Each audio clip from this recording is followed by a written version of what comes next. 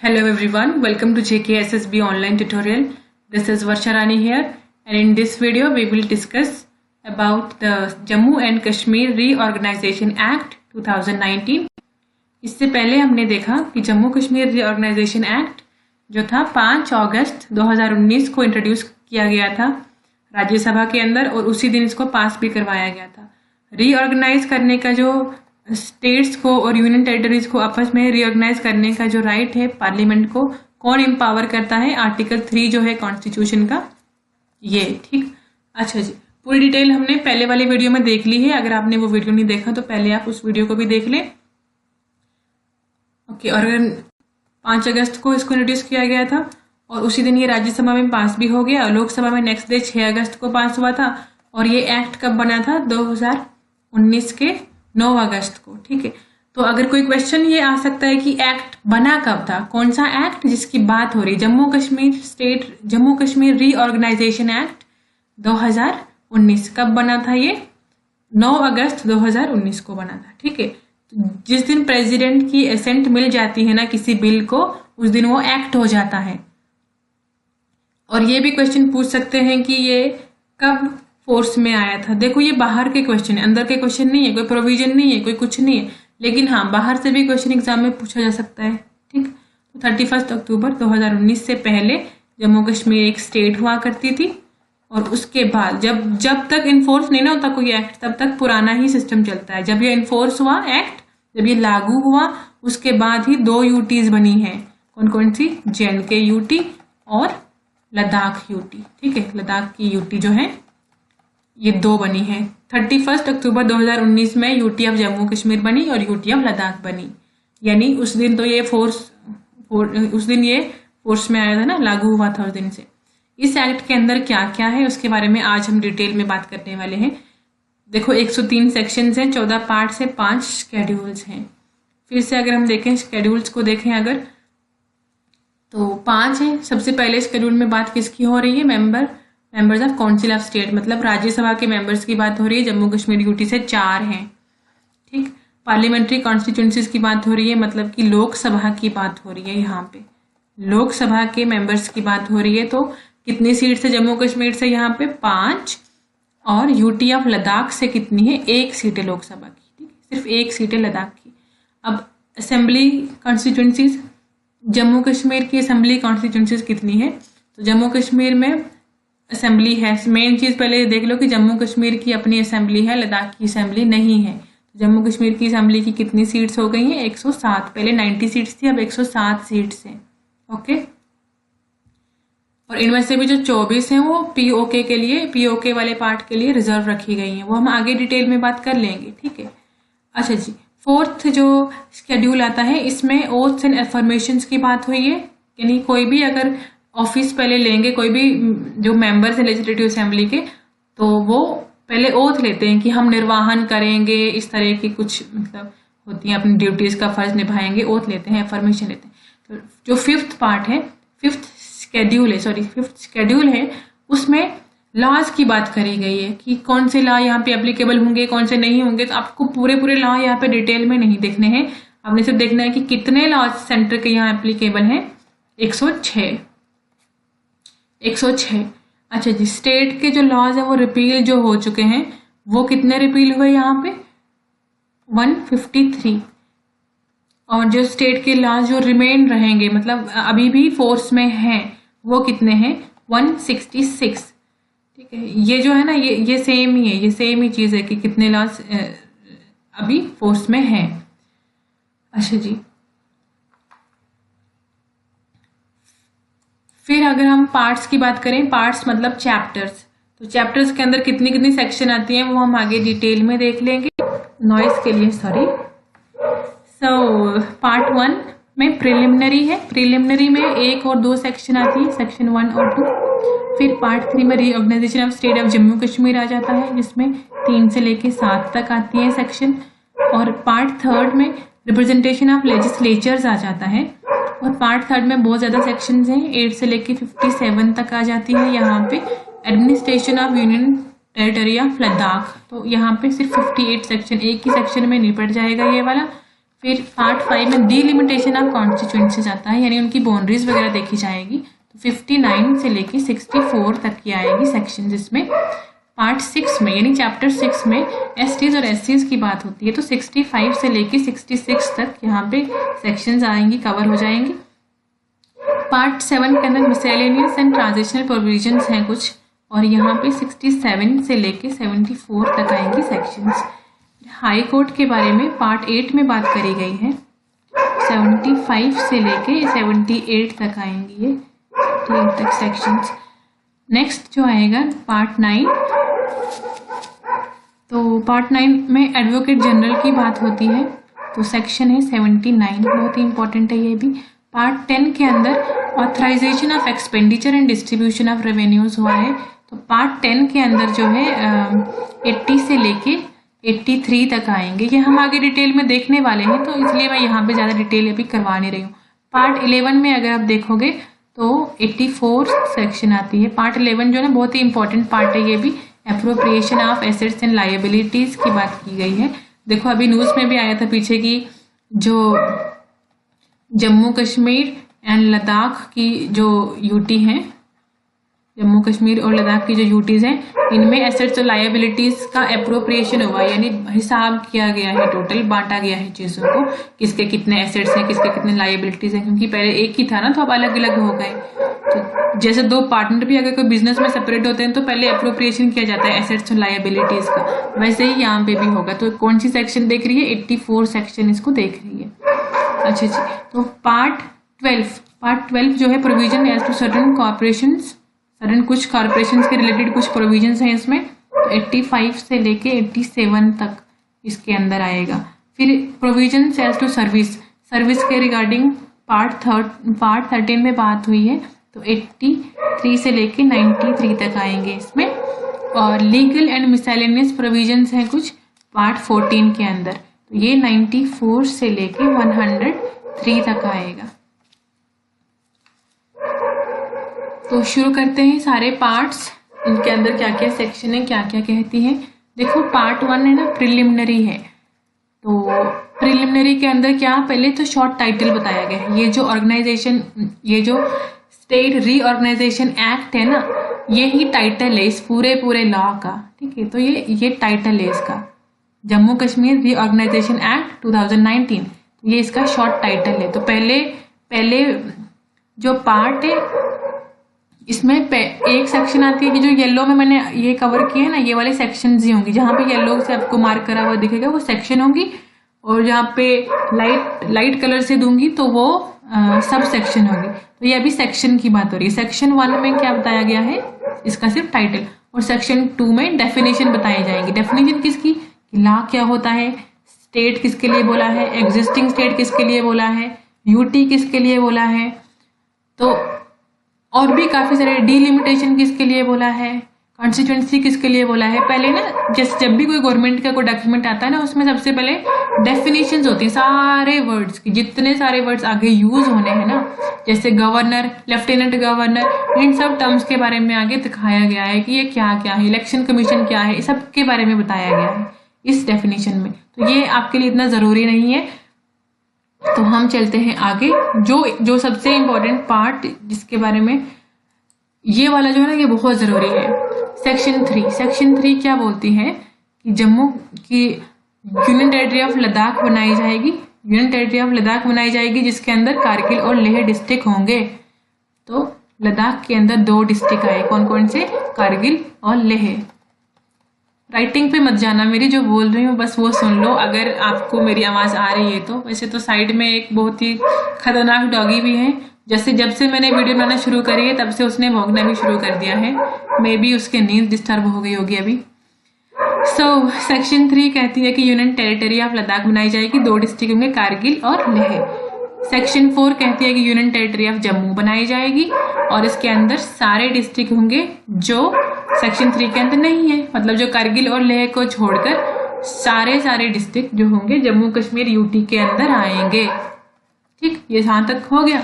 अच्छा जी, फिर बोलते हैं कि जो गवर्नर होगा एग्जिस्टिंग स्टेट का, यानी जो पहले जम्मू कश्मीर स्टेट थी उसका जो गवर्नर था, अब लेफ्टिनेंट गवर्नर बन जाएगा दोनों यूटीज के लिए, यूटी अब जे.एंड.के और लद्दाख दोनों के लिए ये लेफ्टिनेंट गवर्नर बन जाएंगे। ठीक, ये कहानी बताई है इस फिफ्थ सेक्शन के अंदर। यहां तक हो गया क्लियर। फिर 6th सेक्शन में बताया है कि कॉन्स्टिट्यूशन का जो फर्स्ट शेड्यूल है ना वो अमेंड हो जाएगा। क्यों नहीं होगा? देखो फर्स्ट शेड्यूल जो कॉन्स्टिट्यूशन का है ना उसमें है क्या बेसिकली, उसमें यूनियन बताई गई है स्टेट्स की और यूनियन टेरिटरीज की। ठीक है, स्टेट्स की। तो अब स्टेट एक कम हो गई, स्टेट थी अब नहीं रही ना स्टेट, तो यहाँ पे तो चेंज हो गई ना कुछ, यहाँ पे लिखेंगे कि ये स्टेट नहीं रही। और जो यूनियन टेरिटरीज की बात है तो यूनियन टेरिटरीज बढ़ गई, अब 2 और हो गई, तो उनके बारे में भी तो लिखेंगे। थोड़ा बहुत अमेंड तो हो जाएगा फर्स्ट शेड्यूल जो इंडियन कॉन्स्टिट्यूशन का है। देखो टोटल शेड्यूल कितने हैं? 12 हैं। ठीक है, तो पहले शेड्यूल में यूनियन ऑफ स्टेट्स की बात करी गई है, कितनी स्टेट्स हैं, कितनी यूनियन टेरिटरीज हैं, ये सब। अच्छा, 7th सेक्शन क्या बोलती है कि कोई भी नाम और या एरिया या बाउंड्री कुछ भी अभी चेंज नहीं किया गया है किसी भी डिस्ट्रिक्ट का। ठीक है, किसी भी डिस्ट्रिक्ट का नाम हमने चेंज नहीं किया है और ना ही हमने कोई एरिया बढ़ाया है ना घटाया है किसी भी चीज का। जो हमने किसी और देश से कुछ लाया नहीं है, ना किसी देश को दिया है, जितना था हमारे पास उतना ही है और हमने सारे डिस्ट्रिक्ट्स का अभी तक नाम भी वही रखा है। 7th सेक्शन ये कहती है। आप ना to the point in section को यहाँ पे रीड नहीं करना, जो बोल रही हूँ बस वही सुनना, क्योंकि टू दी पॉइंट पढ़ोगे ना, ये सरकारी लैंग्वेज है, थोड़ी सी टफ होती है। मैं ज्यादा इसको चेंज कर नहीं पाई हूँ टाइम के चलते, तो थोड़ा बहुत मैंने इसको सिर्फ चेंज किया है। बाकी लैंग्वेज वो उस तरह की है कि सारी छापने लगोगे ना तो टाइम वेस्ट हो जाएगा आपका। ठीक है, जो मैं बोल रही हूँ बस वही देखो और शॉर्ट नोट्स बनाओ अपने पास। अच्छा, 8th सेक्शन क्या बोल रही है? देखो अब ध्यान देना, ये पार्ट 3rd शुरू हो गई, अभी तक पार्ट 2nd चल रहा था। अभी तक। ठीक है, 7 तक था, 3 से 7 तक पार्ट 2nd चल रहा था, जिसके अंदर रीऑर्गेनाइजेशन ऑफ स्टेट्स की बात हो रही थी कि कैसे हमने स्टेट को रीऑर्गेनाइज कर दिया यूटीज में। अब पार्ट 3rd की बात हो रही है, तो यहाँ पे रिप्रेजेंटेशन ऑफ लेजिस्लेचर्स की बात होगी, पार्लियामेंट की होगी, लोकसभा की, राज्यसभा की, डिप्यूटी स्पीकर की, मेंबर ऑफ लेजिस्लेटिव असेंबली की, इसमें बात होगी। तो यहाँ टोटल में कहाँ से कहाँ तक थे आपको पता है? 8 से लेके 57 सेक्शंस इसी में आती है पार्ट 3rd में। बहुत ज्यादा बताया गया है इसमें, तो हम आज कम से कम 30 तो कर देंगे। तो देखते हैं सेक्शन 8 क्या बोलती है। सबसे पहले अभी जो चल रहा है ना, ये काउंसिल ऑफ स्टेट्स के बारे में चल रहा है। दैट मीन्स ये राज्यसभा की बात हो रही है। तो राज्यसभा की बात हो रही है ना, तो जो 4th शेड्यूल जो होता है इंडियन कॉन्स्टिट्यूशन, वो राज्यसभा की ही बात करता है। तो वहां पे भी इंसर्ट करेंगे एंट्री जम्मू कश्मीर यूटी की, और वहां पे यहाँ की कितनी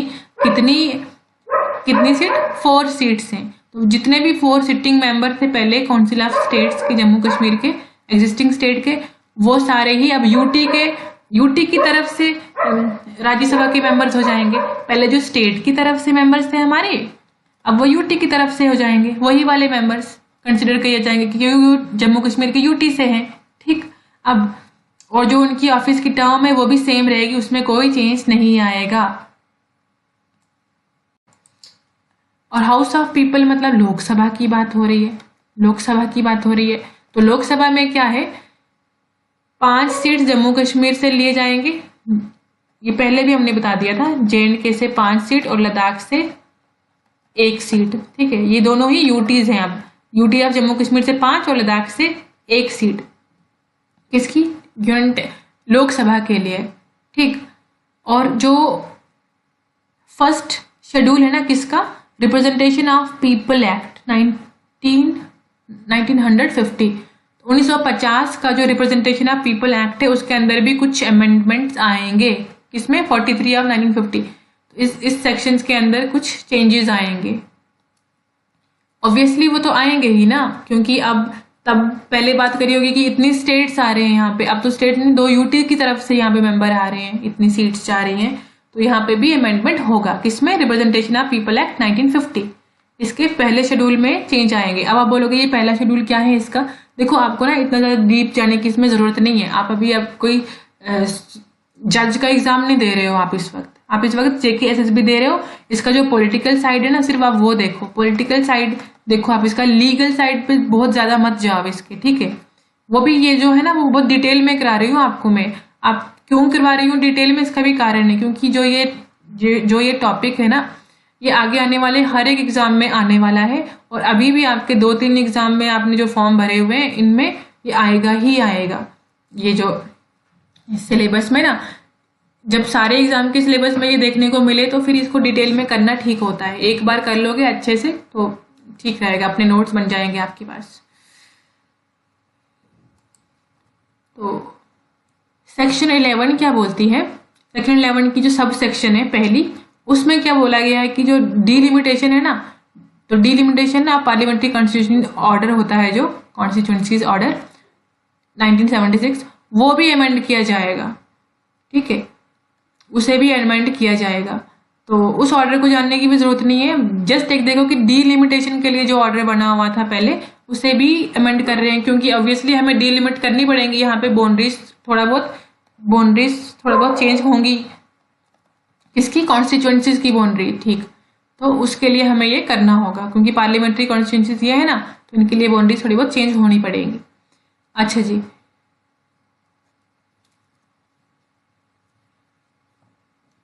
इलेक्शन कमीशन होगा जो, वो इलेक्शंस कंडक्ट करवाएगा लोकसभा के। ये लिखा है इसके बारे में यहाँ पे। देखो लोकसभा में पहले, अब लद्दाख की एक है ना, तो लद्दाख भी यूटी है अब, तो जम्मू कश्मीर भी यूटी है अब। तो अब वहाँ पे जो पार्लियामेंट्री कॉन्स्टिट्यूएंसीज ऑर्डर 1976 है, वहाँ पे भी ये चीज़ मेंशन तो करनी पड़ेगी ना कि ये एक लद्दाख से और 5 जम्मू कश्मीर से आए हैं।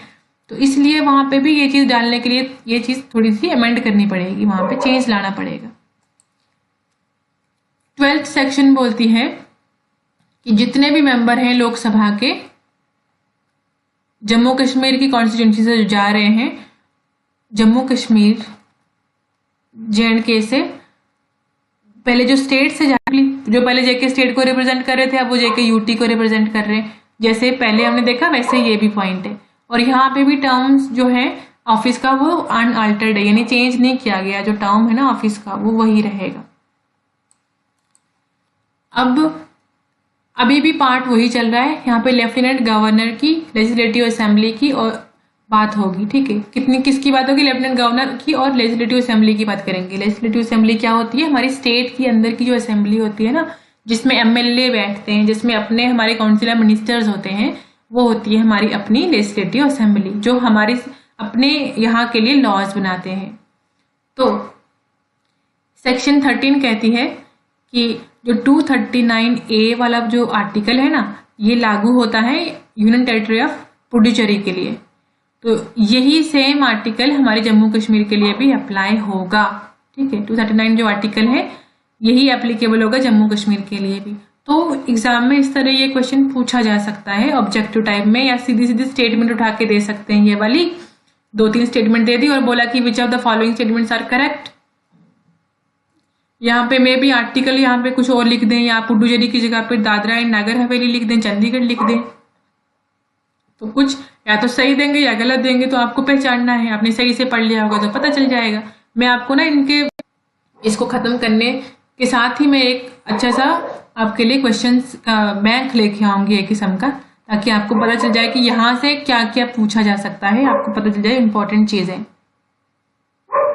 अच्छा जी, इसके 14 सेक्शन में बताया गया है कि एक एडमिनिस्ट्रेटर होगा जो 239 आर्टिकल के अंडर उसको प्रेसिडेंट जो होंगे इंडिया के, वो उसको अपॉइंट करेंगे और उनको क्या बोला जाएगा? Lieutenant governor.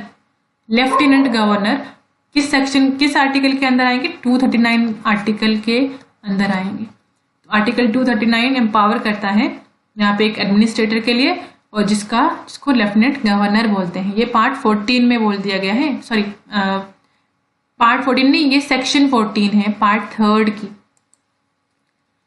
तो इसी में बताया गया 14 के बहुत सारे पार्ट्स हैं बेसिकली। तो 14 में ही ये बताया गया कि लेजिस्लेटिव असेंबली होगी जम्मू कश्मीर की अपनी। लद्दाख की अपनी कोई असेंबली नहीं है, जम्मू कश्मीर यूटी की अपनी असेंबली है। ठीक है, जम्मू कश्मीर यूटी की, लद्दाख की नहीं है, लद्दाख की नहीं है। तो टोटल नंबर ऑफ सीट्स जो है जम्मू कश्मीर की असेंबली के वो 107 हैं, और इनमें से भी जो 24 सीट्स है ना, 24 सीटें रिजर्व हैं। किसके लिए? POK के लिए, पाकिस्तान ऑक्युपाइड कश्मीर के लिए, क्योंकि वो इलीगली वहाँ पे ऑक्युपाइड किया गया है। तो जब वो अगर वो आ जाता है वापस, तो ये वहाँ के जो लोग होंगे वो उनके लिए रखी गई हैं। लेकिन हाँ, ये जो 24 सीट्स है ना, इनको हमने डीलिमिट कर दिया है, मतलब एक्सक्लूड कर लिया डीलिमिट से, क्योंकि हमने बाकी कॉन्स्टिट्यूएंसीज को डीलिमिट करेंगे, बाउंड्रीज निर्धारित करेंगे, कुछ करेंगे उनके लिए, लेकिन जो एरिया हमारे पास है ही नहीं, हम उसके बारे में क्या कर सकते हैं, हम उनको कैसे डिलिमिट कर सकते हैं। तो इसलिए उसकी टेरिटरी को हम नहीं डिसाइड कर सकते कि कौन सी कॉन्स्टिट्यूंसी कहाँ से, क्योंकि वो हमारे पास अभी है ही नहीं। लेकिन है तो हमारी ना, नाम तो यहाँ रहेगा ही। ठीक, तो 5th पार्ट इसका बोलता है कि जो delimitation of assembly constituencies order 1995 है ना, उससे भी अमेंड होना पड़ेगा। ठीक है, उसमें भी कुछ चेंजेस आएंगे, ऑब्वियसली आएंगे। जब आप कॉन्स्टिट्यूंसीज चेंज करेंगे तो यहाँ पे भी चेंज आपको मेंशन करना ही पड़ेगा ना वो। वैसे ही जो सीट्स हैं वहाँ पे एसटीज और एससीज के लिए रिजर्वेशन होगा, और रिजर्वेशन किस बेस पे होगा? रिजर्वेशन होगा प्रोपोर्शन ऑफ पॉपुलेशन। अगर एसटी की पॉपुलेशन जो है उसका रेशियो टोटल पॉपुलेशन के साथ क्या है, वही इनकी सीट्स का पॉपुलेशन होगा टोटल सीट्स के साथ, वही इनके सीट का रेशियो होगा। किसकी? एसटीज और एससीज की टोटल सीट्स के साथ वही रेशियो होगी इनकी। यहां तक क्लियर है? ओके।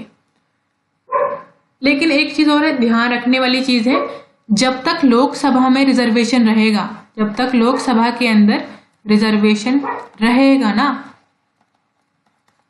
तब तक ही हमारी असेंबली के अंदर भी रिजर्वेशन रहेगा। लोकसभा में रिजर्वेशन खत्म, असेंबली के अंदर रिजर्वेशन खत्म।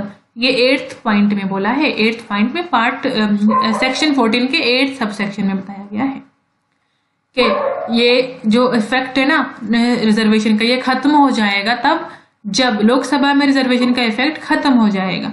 और 9th पार्ट इसका क्या बोलता है कि ये तो पहले ही कर दिया था ना, रिप्रेजेंटेशन ऑफ पीपल एक्ट 1950 का जो सेकंड शेड्यूल है वो भी अमेंड होगा। फर्स्ट शेड्यूल भी अमेंड होगा इसका, और सेकंड शेड्यूल भी अमेंड हो जाएगा रिप्रेजेंटेशन ऑफ पीपल एक्ट 1950 का। नेक्स्ट चलते हैं पार्ट 10। पार्ट 10 क्या बोलता है कि सेकंड शेड्यूल जो है ना इसका, उसमें क्या बताया गया है, हेडिंग यूनियन टेरिटरी नेमली जम्मू कश्मीर, इसको इंसर्ट किया गया है। यूनियन टेरिटरी जम्मू कश्मीर, इस चीज को इंसर्ट किया गया है सेकंड शेड्यूल में। अच्छा जी, पार्ट 11 को देखें अगर, तो थोड़ा सा इसके बारे में डिटेल में देखना होगा हमें। इसमें बताया है कि 324 आर्टिकल, 325, 326 और 329 आर्टिकल, ये जो 4 आर्टिकल है ये जम्मू कश्मीर के ऊपर अप्लाई किए जाएंगे। तो 324 पहले आप देख लो, इलेक्शन कमीशन के बारे में बात करता है कि इलेक्शन कमीशन जो है वो इलेक्शन कंडक्ट करवाएगा। ठीक, सारी स्टेट्स का यही करवाता है। 325 क्या बोलता है कि इलेक्शन कमीशन कोई भी भेदभाव नहीं करे, कोई भी स्टेट कभी भी भेदभाव नहीं करेगी। किसके बेस पे? रेस, कलर, रिलीजन, जेंडर, किसी के भी बेस पे यहाँ पे कोई डिस्क्रिमिनेशन नहीं किया जाएगा, ये कहता है आर्टिकल 325। 326 कहता है एडल्ट फ्रेंचाइज की बात करता है, क्योंकि यहाँ पे मैं लिख रही हूँ एडल्ट फ्रेंचाइज की बात कर रहा है। एडल्ट फ्रेंचाइज कैसे? यूनिवर्सल, तो ये UN है ना, यूनिवर्सल समझ लो इसको। तो यूनिवर्सल एडल्ट फ्रेंचाइज मतलब जो 18 के ऊपर है वो एडल्ट है, और यूनिवर्सल मतलब सारे ही जो 18 के ऊपर हैं वो सब लोग यहाँ पे वोट डाल सकते हैं। और 326 ही आर्टिकल ये इजाजत देता है कि स्टेट लेजिस्लेचर जो है ना वो लॉज बना सकते हैं इलेक्शन के रिलेटेड, कैन मेक लॉज। और 329 पता क्या कहती है कि भाई क्या करना, 327 के बारे में पहले बता देती हूँ आपको। 327 है ना, यहाँ पे देखो, तो 327 क्या बोलती है कि जो पार्लियामेंट है वो लॉज बना सकती है, पार्लियामेंट कैन मेक लॉज। और जो 329, अब 329 की बात करती हूँ मैं। ये कहती है कि जो कोर्ट है ना वो इंटरफेयर नहीं कर सकता, वो इंटरफेयर नहीं कर सकता इलेक्शंस के मामले में, ठीक है। अच्छा, तो अब यहाँ हमें क्या याद रखना है, यहाँ बताया कि ये सारे लॉज इंडिया के जो हैं ये अप्लाई हो जाएंगे जम्मू कश्मीर की यूटी के ऊपर। और जो 326 और 329 है ना, इसमें लिखा है कि जो स्टेट है ये लॉ बना सकता है, लेकिन अब तो जम्मू कश्मीर स्टेट रही नहीं, जम्मू कश्मीर तो यूटी है। तो अब जो यहाँ पे लिखा है लेजिस्लेचर वर्ड, लेजिस्लेचर मतलब लॉ बना सकता है, तो लेजिस्लेचर वर्ड अब पार्लियामेंट के लिए, मतलब पार्लियामेंट ही बनाएगा लॉज, ये वाले भी, हमारी यूटी लॉ नहीं बना सकती। इसके रिगार्डिंग, इलेक्शन के रिगार्डिंग हमारी यूटी कोई भी लॉ नहीं बना सकती, ये पार्लियामेंट ही बनाएगी। तो ये यहाँ से बहुत ही इंपॉर्टेंट पॉइंट है, ये आपने नोट कर लिया होगा, हो सकता है। तो 15 पार्ट देखते हैं इसका, सॉरी 15 सेक्शन है ये, कि जो लेफ्टिनेंट गवर्नर है ना, ये 2 वुमेन्स को, 2 फीमेल्स को नॉमिनेट कर सकते हैं अगर इनको लगता है कि इनएडिक्वेट हैं, जो रिप्रेजेंटेशन है वुमेन का यहाँ पे बिल्कुल कम है, तो ये तो लेफ्टिनेंट गवर्नर 2 महिलाओं को नॉमिनेट कर सकते हैं लेजिस्लेटिव असेंबली के लिए। 16 पार्ट क्वालिफिकेशन बताता है लेजिस्लेटिव असेंबली के लिए। कोई भी पर्सन अगर सिटीजन है इंडिया का, वो क्वालिफाई है और ओथ लेगा, अफर्मेशन लेगा इलेक्शन लड़ने से पहले भी, जो भी वहाँ उस फॉर्म के ऊपर जो भी लिखी हुई है वो सारी चीज़ों की वो एफर्म करेगा उन चीज़ों के साथ। तो और वो 25 साल के एज के कम नहीं होना चाहिए, मतलब वो मिनिमम 25 साल का होना ही चाहिए पर्सन। जैसे आप में से भी बहुत सारे लोग हैं जो 25 साल के ऊपर हैं, तो आप सब इलेक्शन लड़ सकते हो एमएलए के लिए। तो पार्ट सी क्या बताता है कि और भी कोई अगर क्वालिफिकेशन प्रिस्क्राइब करी गई है पार्लियामेंट के द्वारा, तो वो भी उसने क्वालिफाई करनी चाहिए, ठीक। पहला क्या, सिटीजन ऑफ इंडिया होना चाहिए, दूसरा क्या, ओथ लेनी चाहिए, तीसरा क्या, उसकी एज 25 मिनिमम होनी चाहिए, और चौथा कोई और अगर लाभ बनाया हो पार्लियामेंट ने तो उसके साथ भी कंप्लाई करना चाहिए, ठीक। तो ये क्वालिफिकेशन है एक लेजिस्लेटिव असेंबली के मेंबर बनने के लिए। तो अगर आपको भी बनना है तो बन सकते हो। तो पार्ट 17 ये कहता है कि जो लेजिस्लेटिव असेंबली है ना, इसका जो टर्म है वो 5 ईयर्स के लिए होगा। पहले ये 6 साल के लिए होता था, अब ये 5 साल के लिए होगा।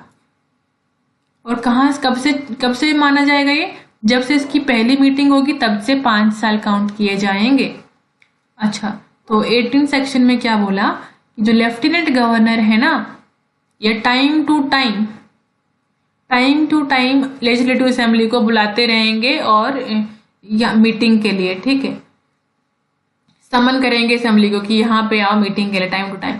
लेकिन एक चीज याद रखना, 6 महीने, जैसे लेट्स से आज कोई मीटिंग हुई और हमने डिसाइड कर दिया कि हम 6 महीने के बाद नेक्स्ट मीटिंग करेंगे, तो इस दरमियान लेफ्टिनेंट गवर्नर साहब जो है ना, डिस्टर्ब नहीं कर सकते, इंटरफेयर नहीं कर सकते। जब डिसाइड किया है नेक्स्ट मीटिंग कब होगी, सिर्फ तभी मिल सकते हैं। अच्छा, तो जो गवर्नर है वो टाइम टू टाइम प्रोरॉग कर सकते हैं हाउस को। प्रोरॉग का मतलब टेम्परेरी सस्पेंड कर देना, सस्पेंड कर सकते हैं हाउस को, या फिर डिसॉल्व कर सकते हैं लेजिस्लेटिव असेंबली को ही डिसॉल्व कर सकते हैं पूरी। ये इनके पास पावर होती है।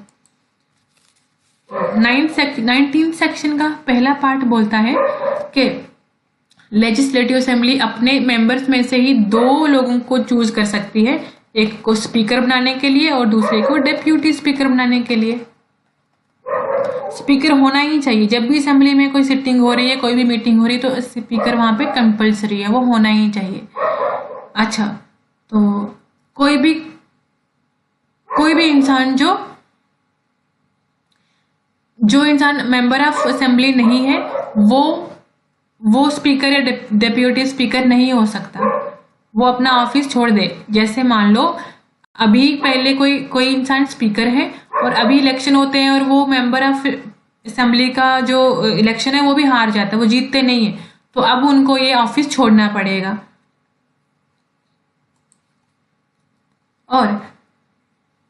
और कब इनको ये ऑफिस छोड़ना पड़ सकता है, तब अगर ये खुद ही रिजाइन दे दें। तो अगर स्पीकर होगा तो किसको रिजाइन देगा, डिप्यूटी स्पीकर को, और अगर डिप्यूटी स्पीकर ने रिजाइन देना है तो किसको किसको रिजाइन देंगे? स्पीकर को। खुद खुद लिख के रिजाइन दे सकते हैं ये, ठीक, ये लिखा है यहाँ पे। ये जो यहाँ पे टफ सी लैंग्वेज लिखी गई है ना, ये गवर्नमेंट की गैजेट से लिया गया डेटा है, तो यहाँ पे इसी तरह लिखा जाता है। आप बिल्कुल ये वाला छापने शुरू नहीं हो जाना, अपने हिसाब से लिखना, इजी इजी इजी लैंग्वेज में। और अगर किसी की राइटिंग बहुत ही अच्छी है और बहुत ही अच्छे से इसके नोट्स बनाए हैं तो आप मुझे भेजना इसके नोट्स, ताकि बाकी लोगों से भी हम शेयर कर पाए इन्हें, या आप टेलीग्राम पे शेयर कर लेना बाकी लोगों के साथ, ठीक।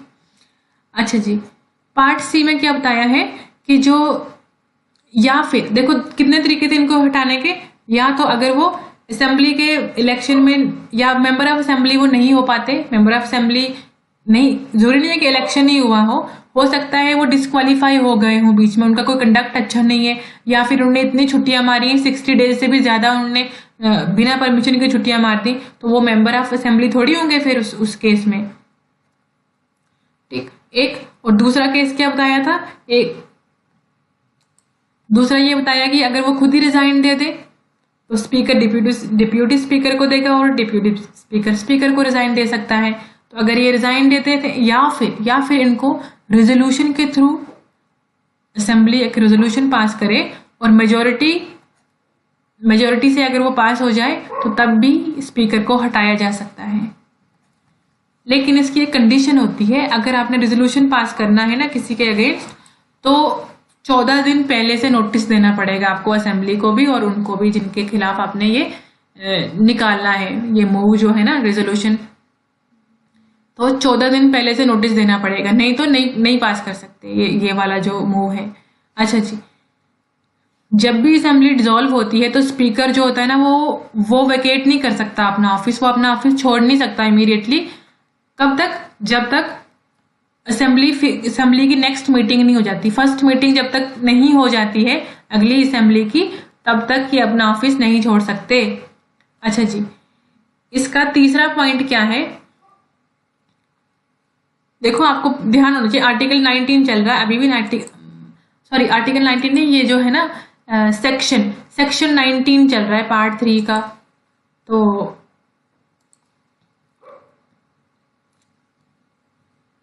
अच्छा, तो एक और इम्पोर्टेंट पॉइंट है, जब स्पीकर का ऑफिस वैकेंट है, मतलब स्पीकर ने रिजाइन कर दिया या उनको निकाल दिया गया, तो स्पीकर का ऑफिस वैकेंट है, तो उस टाइम में जो इनकी आएगा, कौन परफॉर्म करेगा ड्यूटी?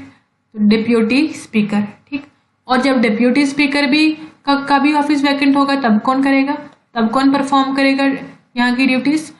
कोई ऐसा मेंबर जिसको लेजिस्लेटिव असेंबली ने चुना हो, रूल्स के हिसाब से, रूल्स ऑफ प्रोसीजर जो भी है ना असेंबली के, उनके हिसाब से जिसको डिटरमाइन किया हो, वो पर्सन यहाँ पे अब ये वाले जो फंक्शन परफॉर्म करेंगे, ठीक। अच्छा, अगर वो ऑफिस वैकेंट नहीं है, अगर डिप्यूटी स्पीकर हैं या स्पीकर हैं लेकिन उस दिन एब्सेंट है, जिस दिन मीटिंग होनी उसी दिन एब्सेंट है, अब क्या करेंगे? तो अगर तो स्पीकर एब्सेंट है तो डिप्यूटी स्पीकर यहाँ पे काम करेंगे, दोनों एब्सेंट है तो क्या करें? तो वहां भी वही चीज, ऐसा पर्सन जिसे रूल्स के प्रोसीजर के हिसाब से असेंबली ने डिटरमाइन किया है वो यहाँ पे काम कर सकते हैं इनकी जगह पे। या फिर अगर उनको ऐसा भी कोई नहीं मिलता, रूल्स के हिसाब से भी कुछ नहीं बन रहा है, तो कोई भी पर्सन वो आपस में मिलकर डिटरमाइन कर सकते हैं, आपस में से ही, लेजिस्लेटिव असेंबली में से ही तो उठाना होता है कोई पर्सन, तो किसी को भी वहां पे वो बना देंगे स्पीकर उस मीटिंग के लिए पर्टिकुलरली। अच्छा जी, तो 5th सब सेक्शन में क्या लिखा है कि यहाँ पे स्पीकर और डिप्यूटी स्पीकर की सैलरी भी होगी, और देगा कौन? लेजिस्लेटिव असेंबली खुद डिसाइड करेगी कितनी सैलरी होगी। और जब तक लेजिस्लेटिव असेंबली इस हालत में नहीं है कि वो डिसाइड कर पाए, अभी तक ऐसा कोई प्रोविजन नहीं बना है, तो यहाँ पे लेफ्टिनेंट गवर्नर जो हैं ये ऑर्डर निकालेंगे और ये डिटरमाइन करेंगे इनकी सैलरी। किसकी सैलरी? स्पीकर और डिप्यूटी स्पीकर की। तो 20वीं सेक्शन क्या बोलती है कि जो लेजिस्लेटिव असेंबली है, while any resolution of the removal of speaker from his office is under consideration। देखो ये ना बहुत इंपॉर्टेंट पॉइंट है, इसको ध्यान से सुनना। यहाँ पे मैंने थोड़ा आधा ही लिखा हुआ है, अभी मैं आगे पूरा समझा देती हूँ। अगर लेजिस्लेटिव असेंबली ने रेजोल्यूशन पास किया है किसके लिए?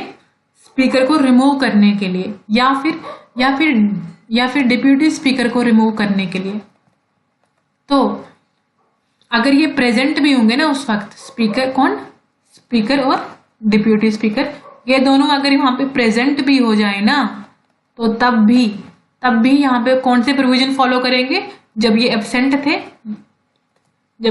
थे पिछले सेक्शन में देखो आप, जब ये एब्सेंट थे क्या किया था, दूसरा कोई पर्सन रूल्स या प्रोसीजर के हिसाब से उन्होंने चुना था असेंबली ने। तो अगर ये प्रेजेंट भी हुए तो इनको एब्सेंट की तरह प्रोविजन लिए जाएंगे। कौन से प्रोविजन, कि जब ये एब्सेंट थे वो वाले प्रोविजन लिए जाएंगे, और किसी और को यहाँ पे बिठाया जाएगा स्पीकर या डिप्यूटी स्पीकर बनाने के लिए।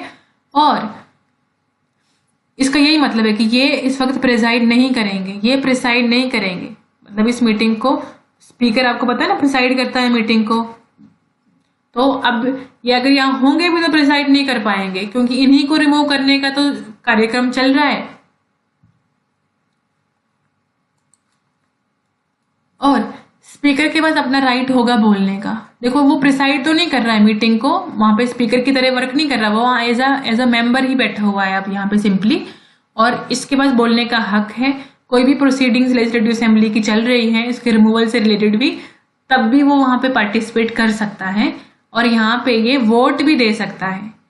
लेकिन ये वोट देगा फर्स्ट इंस्टेंस में, ये इक्वालिटी ऑफ वोट्स के टाइम में वोट नहीं दे सकता। देखो यूजुअली क्या होता है ना, जो स्पीकर होते हैं तो फर्स्ट इंस्टेंस में वोट नहीं देते हैं, फर्स्ट इंस्टेंस में मेंबर्स वोट देते हैं। देखो क्या होता है, ये है कोई लॉ, मान लो इसके कुछ लोग सपोर्टर हैं, कुछ लोग इसके सपोर्टर हैं और कुछ लोग इसके अगेंस्ट हैं, ठीक है। तो अभी वोट हुए जब, तो इसमें सारे ही मेंबर वोट करेंगे एक्सेप्ट कौन, स्पीकर इसमें वोट नहीं करेगा। लेकिन अगर यहाँ पे टाई हो जाती है, मतलब इनके जो वोट हैं सपोर्टर्स के वो अगेंस्ट वालों के बराबर हैं, तो अब स्पीकर वोट करेगा। अब स्पीकर क्या करेगा, वोट करेगा। लेकिन अब इस सेक्शन में किसकी बात हो रही है कि स्पीकर को हटाना है, स्पीकर को हटाने का रेजोल्यूशन चला है, तो उसी को हटाने का रेजोल्यूशन चला है, उसी को हम इतना डिसिसिव चीज तो हम देंगे नहीं ना उसे। तो अब वो स्पीकर है नहीं, तो अब वो जैसे बाकी लोग वोट दे रहे हैं, फर्स्ट इंस्टेंस में ही इन्हें वोट देना होगा, ना कि इनको इक्वलिटी ऑफ वोट्स। टाई पड़ने पे ये वोट नहीं दे सकते, ये बहुत ही इंपॉर्टेंट पॉइंट था यहाँ स्पीकर के लिए। अच्छा जी, कोई भी पहला सेशन जब शुरू होता है ना किसी भी लेजिस्लेटिव असेंबली का, जनरल इलेक्शन के बाद, या फिर किसी साल के पहला सेशन, किसी भी साल का पहला सेशन, तब जो लेफ्टिनेंट गवर्नर होंगे, लेफ्टिनेंट गवर्नर मीटिंग रखेंगे, एड्रेस करेंगे असेंबली को, ठीक है। और ये एड्रेस करते करते जो भी मैटर्स होंगे, जो भी मामले इन्होंने यहाँ पे बताए हैं, उनके लिए जो टाइम का अलॉटमेंट होगा वो भी इसी में फिक्स कर दिया जाएगा। सेक्शन 2 में यही लिखा है। सारे रूल्स, रेगुलेटिंग प्रोसीजर, सारे जो भी होंगे, किसके लिए, टाइम को अलॉट करने के लिए, उन मैटर्स के ऊपर डिस्कशन करने के लिए जो लेफ्टिनेंट गवर्नर ने एड्रेस के टाइम में बोले हैं, तो वो उसी वक्त कर दिया जाएगा। तो ये दो जो सेक्शन है इनके बारे में यही लिखा है कि लेफ्टिनेंट गवर्नर होता है जो सबसे पहले एड्रेस करता है असेंबली को, और लेजिस्लेटिव असेंबली को इन्फॉर्म कर देता है कि कब कब मीटिंग होगी, कब आपको बुलाया जाएगा, कारण क्या होंगे बुलाने के, कॉजेज भी बता देगा वो समन के। अच्छा जी, 22nd सेक्शन में ये लिखा है कि एडवोकेट जनरल जो होंगे ना, उनके पास भी पूरे राइट हैं असेंबली के अंदर बोलने के, प्रोसीडिंग्स में पार्टिसिपेट करने के। असेंबली की कोई कमेटी होती है उसके अंदर पार्टिसिपेट करने के, बोलने के, लेकिन ये वोट नहीं कर सकते, यहाँ पे। और सेम यहाँ पे मिनिस्टर के लिए भी है, मिनिस्टर्स के लिए भी यही है कि ये भी वोट नहीं कर सकते इनमें। ये आर्टिकल 22 में लिखा, सॉरी सेक्शन 22 में लिखा हुआ है। ये मैं नहीं कह रही कि सेक्शन 22 खुद कह रही है। अच्छा जी, सेक्शन 23, इसमें क्या लिखा है कि जो लेफ्टिनेंट गवर्नर जब एड्रेस करते हैं ना असेंबली को, तो उस टाइम में ये अटेंडेंस भी ले सकते हैं, may take attendance. Lieutenant governor may take attendance, उसकी अपनी मर्जी है, जितने भी मेंबर्स हैं लेजिस्लेटिव असेंबली के उनकी अटेंडेंस वो ले सकते हैं। अच्छा जी, सेकंड इसका सब सेक्शन क्या कहता है कि लेफ्टिनेंट गवर्नर मैसेज भी भेज सकते हैं। लेफ्टिनेंट गवर्नर मैसेज किसको भेज सकते हैं, असेंबली को।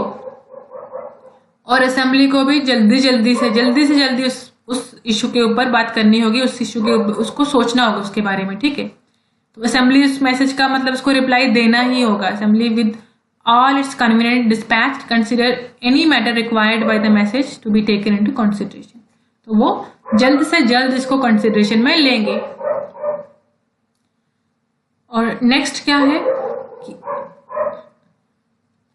हर मेंबर लेजिस्लेटिव असेंबली का कोई भी मेंबर लेफ्टिनेंट गवर्नर के सामने ओथ लेगा अपनी सीट लेने से पहले। सिंपल, ये तो सिंपल है, पहले भी हमने इसके बारे में बता दिया था। और कौन सा शेड्यूल कहता है इसके बारे में? शेड्यूल 4 कहता है इसके बारे में, अभी हमने पहले देखा था।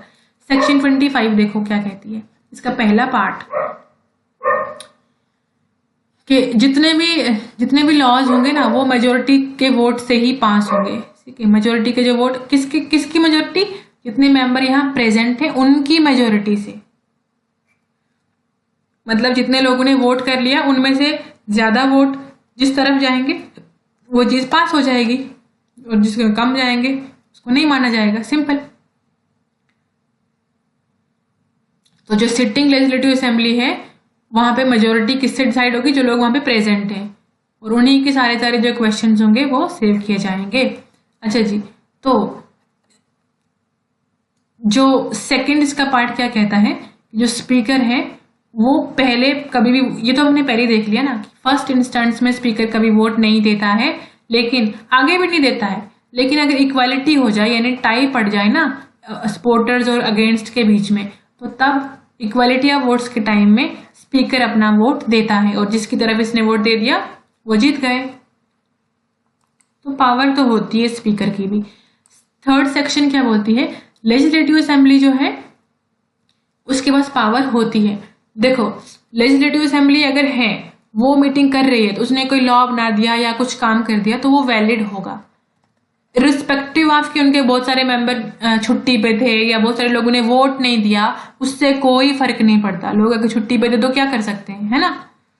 अगर लोग एब्सेंट थे तो क्या कर सकते हैं?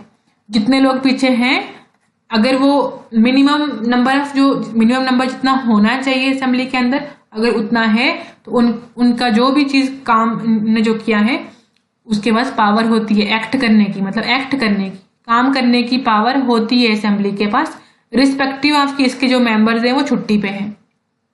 इसका ये मतलब, इसमें जो ये लिखा हुआ है ना, ज्यादा इसके ऊपर ज्यादा ध्यान नहीं देना, ये बहुत ज्यादा लिखा हुआ है, ये सरकारी गैजेट से उठा के लाई गई चीजें हैं, तो एडिट करने का मुझे टाइम नहीं मिला ज्यादा, तो थोड़ा बहुत मैंने इसको चेंज किया पर ज्यादा नहीं कर पाई। तो इसकी जो लैंग्वेज है बिल्कुल इस पर नहीं जाना। हाँ, जिन लोगों को ज्यादा ही डिटेल में पढ़ने का शौक है वो लोग इसको पढ़ लो, वो लोग इसके नोट्स बनाओ, लेकिन जिन्हें एग्जाम पास करना है वो सिर्फ वो देखो जो मैंने आपको इसके बारे में बता दिया बस। तो कितने मेंबर मिनिमम होने चाहिए असेंबली के अंदर काम करने के लिए? देखो, कुछ तो छुट्टी मारते हैं, कुछ तो मिनिमम तो कुछ नंबर होता होगा ना। जो मिनिमम जो नंबर होता है ना मेंबर्स का, उसको कॉरम बोलते हैं। मिनिमम नंबर को बोलते हैं कॉरम। तो कॉरम होना ही चाहिए, तब जाके असेंबली काम करेगी। या तो होने चाहिए 10 मेंबर मिनिमम, या तो फिर 1/10 होने चाहिए। तो अगर 1/10 टोटल का 1/10 अगर 10 से ज्यादा होगा तो इसे माना जाएगा, अगर कम हुआ तो 10 वाले को माना जाएगा। ठीक, तो मतलब जो भी इनमें से ज्यादा हो ना तो उसी को माना जाएगा। तो यही लिखा है यहाँ पे ऊपर इतना, ठीक है। तो 5th पार्ट में इसके 5th सबसेक्शन क्या कहती है यहाँ पे कि अगर कोई कॉरम नहीं है ना, अगर मतलब मिनिमम 10 लोग भी नहीं है आपके पास या 1/10 लोग भी नहीं है, तो उस केस में लेजिस्लेटिव असेंबली को चुपचाप करके एडजॉर्न कर दो या सस्पेंड कर दो इस मीटिंग को जब तक कॉरम कंप्लीट नहीं हो जाता। सिंपल। और कोई भी नेक्स्ट जो सेक्शन है 26वां जो सेक्शन है वो क्या कहता है कि कोई भी पर्सन पार्लियामेंट का मेंबर और लेजिस्लेटिव असेंबली का मेंबर दोनों का मेंबर नहीं हो सकता। तो नहीं हो सकता मतलब नहीं हो सकता। तो क्या कर सकते हैं? अगर कोई एक बंदा, सॉरी यहाँ है ना, तो अगर कोई एक जीत जाता है पार्लियामेंट का इलेक्शन भी, पहले असेंबली का इलेक्शन जीता है, बाद में पार्लियामेंट का इलेक्शन भी जीत जाता है, तो अब हम क्या करें? तो पार्लियामेंट तब तक इसका सीट वहां पे वैकेंट रखेगा जब तक ये बंदा लेजिस्लेटिव असेंबली से रिजाइन नहीं कर देता। ठीक है, जब तक ये रिजाइन नहीं कर देता ना, तब तक हम पार्लियामेंट में इसकी सीट को वैकेंट रखेंगे। ठीक, लेकिन ऐसा क्यों नहीं होगा कि पहले पार्लियामेंट का मेंबर है तो फिर स्टेट असेंबली का बन गया? तो देखो, जो मेंबर है पार्लियामेंट है ना, वो स्टेट असेंबली का इलेक्शन लड़ ही नहीं सकता, तो हम वैसे क्यों सोचेंगे। लेकिन हाँ, पार्लियामेंट का इलेक्शन लड़ सकता है जो असेंबली का भी है, क्योंकि प्रमोशन तो हो ही, मतलब बड़े ओहदे पे जा ही सकता है इंसान, है ना। तो उसको नहीं माना जाएगा वहां पे तब तक जब तक कि लेजिस्लेटिव असेंबली से रिजाइन नहीं कर देते। 26वां पॉइंट बहुत ही इंपॉर्टेंट है। इसका दूसरा पार्ट देखो, अगर देखो जो लेजिस्लेटिव असेंबली का मेंबर है ना, वो कब कब यहां से डिस्क्वालीफाई हो सकता है। अगर वो डिस्क्वालीफाई जो मेंशन करी गई थी उसकी एलिजिबिलिटी के अंदर, अगर वो वहां से डिस्क्वालीफाई हो जाता है ना, एलिजिबिलिटी पूरी नहीं कर पाता, अपनी क्वालिफिकेशन पूरी नहीं कर पाता, तो तब, या फिर जब वो खुद ही रिजाइन कर दे, तब ये यहां से निकलता है जब वो खुद ही रिजाइन कर दे। और रिजाइन करके देगा किसको रेजिग्नेशन? स्पीकर को। जो भी लेजिस्लेटिव मेंबर होता है लेजिस्लेटिव असेंबली का, किसको रिजाइन देता है? स्पीकर को रिजाइन देता है। और स्पीकर किसको देता है? डेप्यूटी स्पीकर को देता है। ये याद रखना, ये पेपर में पूछ लिए जाते हैं कई बार क्वेश्चन। अच्छा जी, तो अगर रेजिग्नेशन एक्सेप्ट कर देता है स्पीकर, तो तब भी यहाँ पे सीट फिर वैकेंट मानी जाएगी, क्योंकि सीट तो खत्म हो गई। तो दो कंडीशन में यहाँ पे सीट वैकेंट मानी जाएगी, या जब ये लेजिस्लेटिव असेंबली का मेंबर डिस्क्वालीफाई हो गया, या फिर इसने खुद ही रिजाइन दे दिया और स्पीकर ने एक्सेप्ट भी कर दिया, तो सीट यहाँ पे वैकेंट हो जाएगी। अच्छा जी, थर्ड पार्ट इसका बोलता है कि अगर ये जो मेंबर है लेजिस्लेटिव असेंबली का, ये बंदा अगर 60 डेज तक कंसेक्यूटिव 60 डेज तक किसी भी मीटिंग में दिखता नहीं है, हमें किसी मीटिंग में नहीं दिखता, बिना किसी परमिशन के, परमिशन भी नहीं है इसके पास छुट्टी मारने की, तो एब्सेंट रहता है, तो इस केस में इसकी जो सीट है ना, इसको वैकेंट घोषित कर दिया जाएगा। लेकिन इसकी भी एक कंडीशन है कि ये जब 60 डेज कंप्यूट करने हैं ना, उनमें वो दिन नहीं काउंट करे जाएंगे जब जो असेंबली थी वो एडजॉर्न करी गई थी 4 दिन के ज्यादा के लिए, है ना। मोर देन 4 डेज के लिए अगर इसको सस्पेंड किया गया है ना, या एडजॉर्न किया गया है, तो अब वो जो मोर देन 4 डेज है ना, वो काउंट नहीं किए जाएंगे 60 डेज के अंदर। अगर इसके कम किए ना, ये 2 दिन है 3 दिन, तो उसको भी हम काउंट कर लेंगे बनाने के लिए, 60 बनाने के लिए। लेकिन अगर मोर देन 4 डेज, 4 दिन से ज्यादा के लिए अगर जो असेंबली है एडजॉर्न रही है, सस्पेंड रही है, तो हम क्या करेंगे, उनको ऐड नहीं करेंगे 60 के लिए। तो ये बहुत ही मतलब इसके रूल्स है अंदर के, ये याद रखना। पूरा जो स्टेट किस तरह चल रहा है ना, ये सारा आपको इस आर्टिकल में मिल जाएगा। 27th सेक्शन सबसेक्शन 1 क्या कहता है, देखो कि जो एमएलए है ना, मेंबर ऑफ लेजिस्लेटिव असेंबली, वो कब डिस्क्वालीफाई हो सकता है? जब वो कोई गवर्नमेंट जॉब कर रहा हो, ऑफिस ऑफ प्रॉफिट बोलते हैं इसको, है ना, गवर्नमेंट जॉब कर रहा हो अगर ये, या फिर ये जो बंदा है, ये किसी ना किसी हाउस में सिलेक्ट हो गया, मतलब मेंबर बन गया है ये पार्लियामेंट का। पार्लियामेंट में चाहे लोकसभा का मेंबर बने, चाहे राज्यसभा का मेंबर बने, ठीक है, राज्यसभा चाहे लोकसभा, किसी का भी अगर मेंबर बन जाता है ना, तो ये स्टेट की असेंबली में से डिस्क्वालीफाई हो जाता है।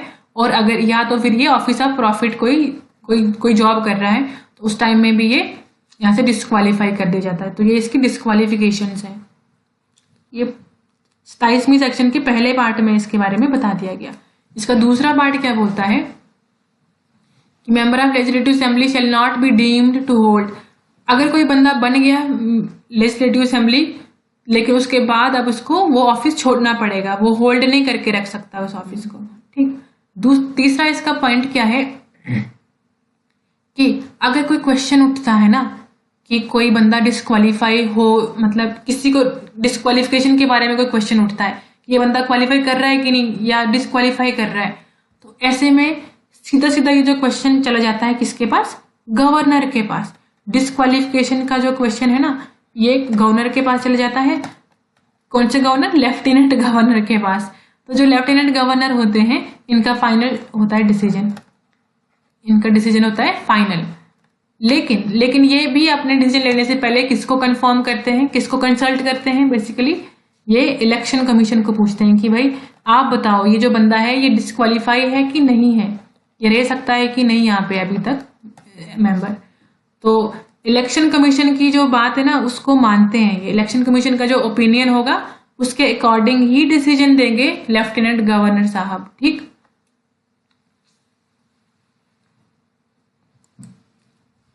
तो 28वां सेक्शन देखो, जो 10th शेड्यूल है ना वहां पे भी कुछ मॉडिफिकेशंस आएंगे। 10th शेड्यूल देखो, उसमें 10th शेड्यूल के अंदर क्या आता है? Anti defection law.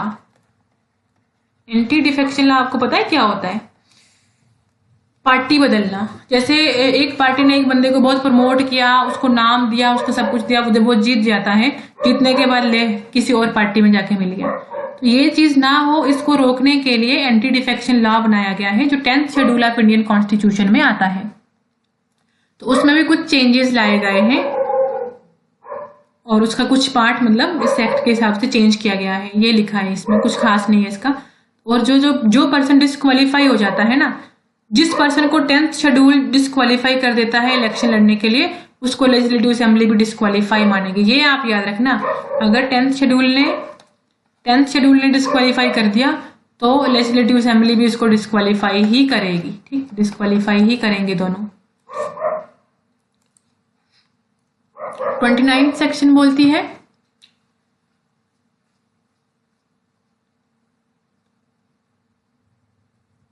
अगर कोई पर्सन लेजिस्लेटिव असेंबली में बैठता है और उसके पास रिक्वायरमेंट्स नहीं है, मतलब वो क्वालिफाइड ही नहीं है इस असेंबली में बैठने के लिए, और वो जानता था कि वो क्वालिफाइड नहीं है, फिर भी वो बैठा, तो उसको ईच डे के हिसाब से पेनल्टी देनी पड़ेगी यूनियन टेरिटरी के लिए। कितनी? 500 रुपए की। तो 500 रुपए की इसको डेली की पेनल्टी देनी पड़ेगी जब वो बैठा है। ठीक है। और सेक्शन 30 का पहला पार्ट बोलता है कि आप लेजिस्लेटिव असेंबली के अंदर कुछ भी बोलो, आपको फ्रीडम ऑफ स्पीच है। गालियां दो, शायरी करो, तंज कसो एक दूसरे को, जो कि देखने को मिलता भी है यूजुअली। तो कुछ भी बोलो, हंसो, जोक मारो, जो भी बोलना है बोल सकते हैं। कोई क्रिमिनल प्रोसीडिंग नहीं चलने वाली है, कुछ भी बोल दो वहां पे। असेंबली के बाहर कुछ भी बोलो, चल पड़ेगा केस एकदम से। लेकिन असेंबली के अंदर डिस्कशन के टाइम में कुछ भी बोलो, फ्रीडम ऑफ स्पीच रहेगा। ये बहुत बड़ा अच्छा फीचर होता है। ये लोकसभा में भी ऐसे ही होता है। तो कोई भी मेंबर लायबल नहीं होगा, कोई भी क्रिमिनल प्रोसीडिंग नहीं चलेगी इनके खिलाफ अगर इन्होंने कुछ भी कहा है, या किसी भी मुद्दे के ऊपर वोट, किसी के अगेंस्ट भी वोट दे सकते हैं और सपोर्ट में भी वोट दे सकते हैं किसी के भी। तो कोई भी इनके ऊपर क्रिमिनल प्रोसीडिंग यहाँ पे नहीं चलेगी, कोई मसला ही नहीं है, कुछ भी बोलो। और इतना डिटेल में ऊपर पढ़ने की जरूरत नहीं है, जो मैंने बोला वही रखो आप। मैंने कहा ना, मुझे एडिट करने का टाइम नहीं मिला इसको, ज्यादा थोड़ा बहुत मैं कर पाई हूँ। और देखना, जो सरकारी गैजेट है ना उसके ऊपर ये रंग बिरंगे नहीं है, ये मैंने रंग बिरंगे बनाए ताकि आपको ये दूर से दिखने चाहिए। तो थर्ड पार्ट इसका क्या बोलता है कि जितने भी पावर्स हैं लेजिस्लेटिव असेंबली के पास, प्रिविलेजेस हैं, इम्यूनिटीज हैं, वो बिल्कुल वैसे ही हैं जैसे कि लोकसभा में है, जैसे लोकसभा के पास है। ठीक है। लोकसभा के मेंबर जो पावर्स या इसकी जो कमिटीज जो पावर्स एंजॉय करती हैं, वो सारी पावर्स लेजिस्लेटिव असेंबली के मेंबर्स भी एंजॉय करते हैं। इसका ये मतलब हुआ। अच्छा जी, इसका जो पार्ट सब सेक्शन 4 है ना, तो ये क्या बोलता है? इससे पहले जो हमने बोला फ्रीडम ऑफ स्पीच है और क्रिमिनल प्रोसीडिंग नहीं चलेगी, और जो इम्यूनिटीज हैं लोकसभा की तरह, वो सारे किस किस को मिलेंगे? ऐसा पर्सन जो असेंबली के अंदर बोल सकता है, जो असेंबली की प्रोसीडिंग में पार्टिसिपेट कर सकता है और इसकी किसी कमेटी का मेंबर हो सकता है, वो सब लोग इन तीनों चीजों इनके ऊपर अप्लाई हो जाएंगी। ठीक, ये तो सिंपल ही था, पहले वाला इंपॉर्टेंट था ज्यादा। तो जो 31 है, इसके आगे हम कल पढ़ेंगे। ठीक है, आज का इतना ही। नेक्स्ट वीडियो में हम इसके बारे में बात करेंगे।